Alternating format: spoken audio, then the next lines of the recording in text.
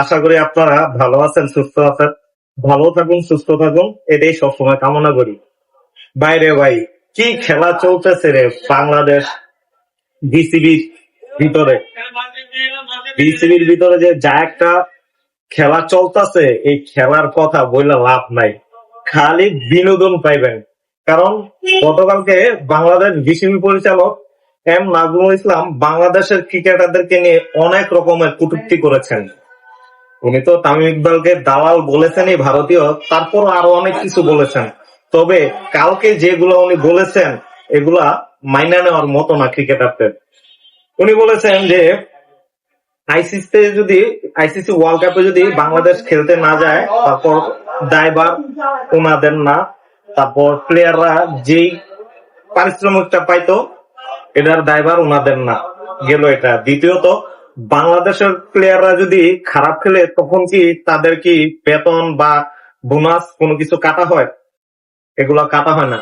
তাহলে এগুলা নিয়ে মানে ক্রিকেটারদেরকে ছোট করে অনেক রকম উনি কালকে মনের মাধুরী মিশা সুন্দর করে সাজা সবকিছু বলে গিয়েছেন। কিন্তু আজকে তো খেলা পাতাই দিছে ভাই। বাংলাদেশের ক্রিকেট পাগল দর্শকরা ক্রিকেট প্লেয়ারদেরকে কোনো কিছু বললে ওইটা কিন্তু মেনে নিবে না। এটা ক্রিকেট খেলা, এটা আমাদের হৃদয়ে থাকে। আজকে তো মিরপুরে সেই ফাটাফাটি অবস্থা হইতেছে, মিরপুরের মাঠ ভাঙচুর করে ফেলাইতেছে দর্শকরা এই ছাগল মার্কা বুট পরিচালকরে বাদ দেওয়ার জন্য।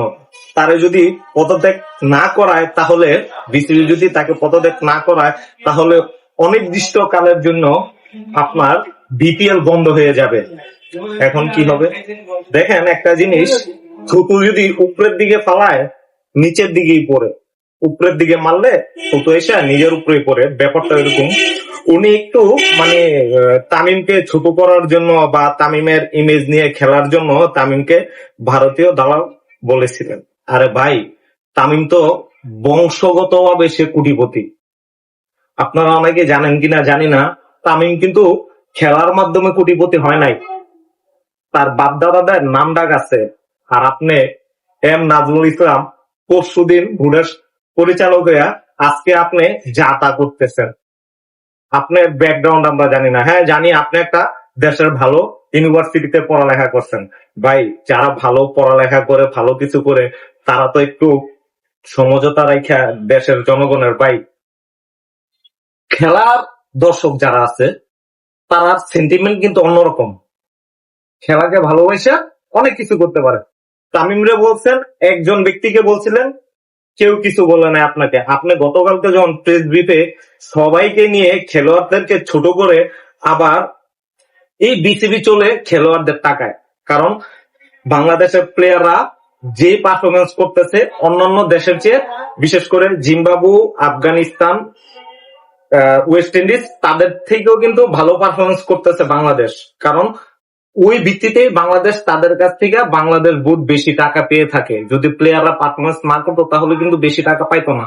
ওই টাকা দিয়ে আপনারা প্লেয়ারের টাকায় দিয়ে আইসিসি থেকে টাকা পায়, ওইটা দিয়ে আপনারা ফুটানি করেন, আজকে প্লেয়ারদেরকেই ছোট করে কথা বলতেছেন। তবে বাংলাদেশের ক্রিকেট পাগল ভক্তরা এটা মেনে নিবে না, এটা কখনো মেনে নিবে না, আর নিতেও পারবে না। আপনাকে পদত্যাগ করতেই হবে।